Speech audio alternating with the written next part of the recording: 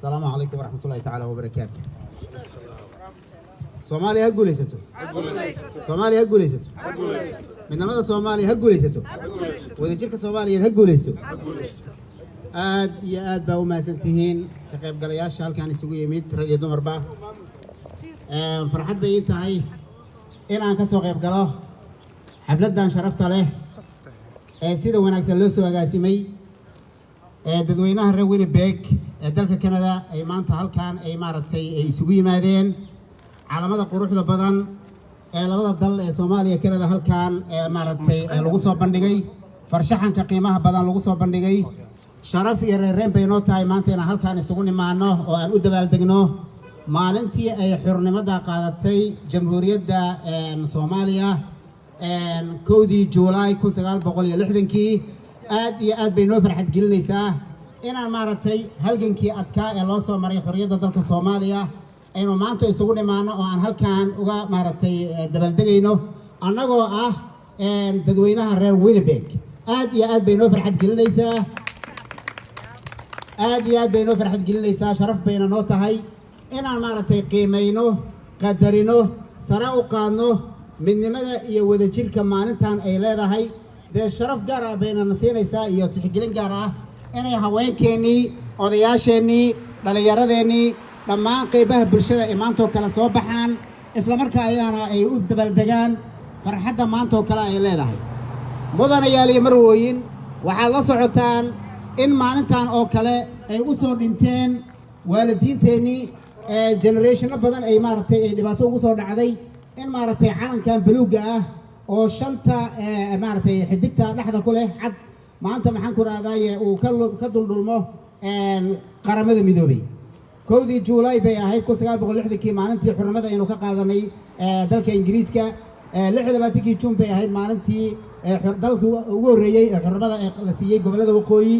israaci dalka koonfurta iyo waqooyigana 1 July bay ahayd 1960 marka arintaas iyada sharaf weyn bay noo tahay maanta inaynu halkaan isugu nimaano oo aynu u dabaaldegno maalinta xorriyadda jamhuuriyadda Soomaaliya maanta inta waxaynu nahay dal xor ah ilaahay baana mahad ku leh inaynu maanta aynu anagoo dalka Canada joogno aynu u dabaaldegno maalintan oo kale waxaa kaloo xasuus mudan inaynu laba nasiib leenahay maanta nasiibka koowaad oo ah 1 Julio 1960 oo Soomaaliya ay xornimada qaadatay iyo 1 Julio 1867 1867 oo ay dalka Canada ay xornimada qaadatay marka laba farxadood iyo laba dabaaldeg beento maanta isku haysanaa anagoo Soomaali Canadian marka waxaynu leenahay guul bay noo tahay anaga hadaynu nahay Soomaali Canadian waxaa kale oo runtii sharaf noo ah inaynu maaragtay qayb ka noqono isla markaana aynu maaragtay aynu dib u xasuusanno waalidiinteennii iyo generationadeennii soo maray halgankan asaga ah waxaa la socotaan dad badan in loo soo xiray waxaa la socotaan dad badan inay u dhinteen waxaa la socotaan inay maxaan ku raadaaye dad fara badan ay maaragtay dhiigooda ay u qubeen maalintan oo kale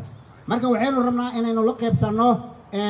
dhibaatada ay arrintaasi lahayd ciidamadii xoogga dalka Soomaaliyeed xoogagii SYL ee gobonimada dalka Soomaaliya ka soo qayb qaatay generationadii isku dayay in gumaysigii Soomaaliya laga baxo maanta dhalinyaradeenna ma qiimeyn karayaan xorriyadda maanta aynu haysanno laakiin waxa qiimeyn karayo aas-aasayaashii SYL ee 13 ahaa ee u istaagay inay Soomaaliya xornimada qaadato marka waxaynu leenahay ilaahayna uga baryaynaa aas-aasayaashii SYL iyo qof kasta oo qayb ka qaatay inay Soomaaliya xornimo qaadato in ilaahay subxaanahu wa tacaala miisaankiisa aqal ugu bixiyo jannadii firdowsana uu ilaahay ka waraabiyo mudanayaal iyo marwooyin waxaan rabaa inaan jiilka soo koraya xasuusiyo maanta oo kale inay noo tahay farxad weyn maanta oo kale inay noo tahay bashbash iyo baraare inaynu maaragtay ilmaha yararka soo saarno haweenka soo saarno odayaasha ay soo baxaan loona dabaaldega maanta oo kale maalin maxaan ku radaa guryaha la jooga ma aha maanta ma aha maalin aynu maxaan ku raadaaye ay dadku gaargaar u joogaan waa maalintii la soo bixi jiray waa maalintii la muujin jiray solidarity iyo unity maalintii la muujin lahaa weeyaan waxaan rabnaa inaad ogaataan calankan buluugga ah si sahlan loogama taagin qaramada midoobay si sahlan kumaana noqonin dal xor ah oo madax bannaan oo matalaad ku leh caalamka yacni wuxuu ka mid yahay calamada ka dulusho qaramada midoobay buu ka mid yahay inuu calankaani noqdo calan la aqoonsan yahay oo diblomaasiyaddii iyo matalaadii caalamka leh wax sahlan ma ahayn waxaan rabaa marka inaad taas iyada had iyo jeer aad xasuusisaan jiilasha soo koraya kuwa yararka ah ee maxaan ku rahdaa guryaha jooga aad had iyo jeer aad guri kasta iyo goob kasta uu calanka jamhuuriyadda Soomaaliya uu ka muuqdo waxaa kaloo aan jeclaan lahaa inaan maaragtay mujtamaca Soomaaliyeed rag iyo dumarba aan ku baraarujiyo dalka aynu joogno ee dalka Canada oo maanta oo kale xornimada qaadatay wuxuu naga mudan yahay soo dhaweyn waxaana naga mudan yahay inaynu wanaajino muujino daris wanaag waxaana looga baahan yahay inaanu maaragtay aynu ka mahadnaqno kana mahadcelino dadaalka iyo soo dhaweynta iyo sharafta maxaan ku raadayay aynu halkaan aynu kala kulanay dawladda Canada aynu maxaan ku raadayay noogu overgaraysay waxaad ogtihiin inaynu haysano waxbarasho free ah waxaynu haysanaa caafimaad free ah waxaynu haysanaa daryeel waxaynu haysanaa shelter waxyaabahaas oo dhan iskama helin waxaad ogtihiin in maaragtay meelo badan oo dunida ka mid ah ay Soomaalidu ku dhibaataysan tahay laakiin annaga haddaynu Soomaali nahay dalka Canada aad baa loogu soo dhaweeyay arrinta ayada marka waynu inaan ka marqaati kacnaa waa inaynu soo dhaweynaa waxayna runtii aan rabnaa inaanu xaqiijino hoostana ka xariiqno sida aan dawladda Canada ugu taageersanahay inay muwaadin Soomaaliyeed oo dalkan maxaan ku raadayay soo galay ee maxaan ku raadayay uu noqdo wasiiradii ugu awooda badnaa dalka Canada oo Ahmed Xuseen aad iyo aad baa arrintaas iyada u sharfaynaa una baraarujinayna dawladda Canada inay maqaam heerkaas gaarsiisan ee maxaan ku raadayay muwaadiniinteena Soomaaliya ka mid noqdaan dawladda dalka Canada arrinta ayada marka waxaan rabnaa inaan maaragtay aan garab istaag u muujino shacab weynaha iyo dawladda dalka Canada aad iyo aad baan maaragtay u sabab gareynaynaa idinkana waxaan ku raadayay shacabka Soomaaliyeed waxaan kula dardaarmi lahaa inaad qayb ka noqotaan dadaalada nabadda isku xirka iyo midnimada muwaadiniinta Canada iyo kuwa Soomaaliyaba waxaan rabnaa inaad qayb ka noqotaan inaad generationka ay soo socda ee Korea ee maxaan ku raadayay dalku ay qayb ka noqdaan dhismiisa nabadiisa inaad qayb ka qaadataan inaad maxaan ku raadayay la dagaalantaan dambiyada ilmaha dhalinyarada ay soo korayo inaysan qayb ka noqonin dambiyada abaabulan iyo kuwa gaagaarka ah waxaan aad iyo aad u baraarujin lahaa runtii aan soo dhaweyn lahaa inay generationo badan oo Soomaali Canadian ah maanta ay jaamacadaha ku jiraan inay maaragtay horumar sameynayaan inay barnaamijyada maaragtay horumarineed iyo kuwa bulsho ee multiculturalka la yiraahdo ay si baaxad weyn uga qayb qaadanayaan arrintaas iyada aad iyo aad baan soo dhaweynayaa waxaa kale oo aan jeclaan lahaa shacabka Soomaaliyeed meel kasta oo ay ka joogaan dalka Canada iyo guud ahaan caalamkaba aan maaragtay kula dardaarmi lahaa in la adkeeyo midnimada Soomaaliya in la adkeeyo wadajirka Soomaaliya in la adkeeyo sidii maxaan ku raadayay Soomaaliya ay mid u noqon lahayd in dhammaan khilaafaadka jira ee ka jira gudaha dalka Soomaaliya xasilooni darrada siyaasiyeed iyo waxyaabaha kale ee faqriga leh iyo maaragtay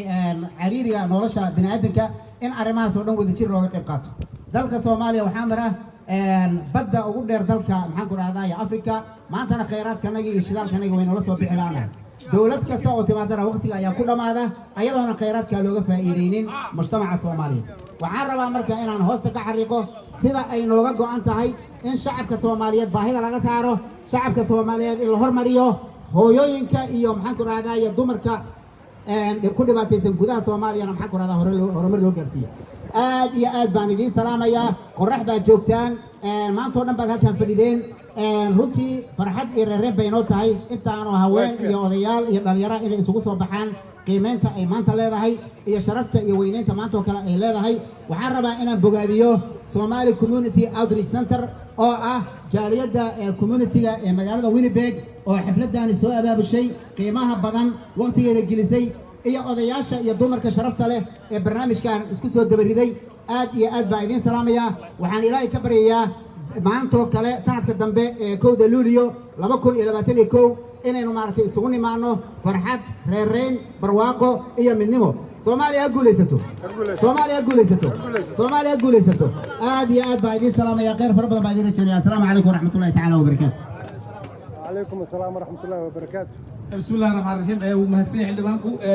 فضل ما لا فضل تعالى سؤال جديد إننا روح الله بها ما شاء الله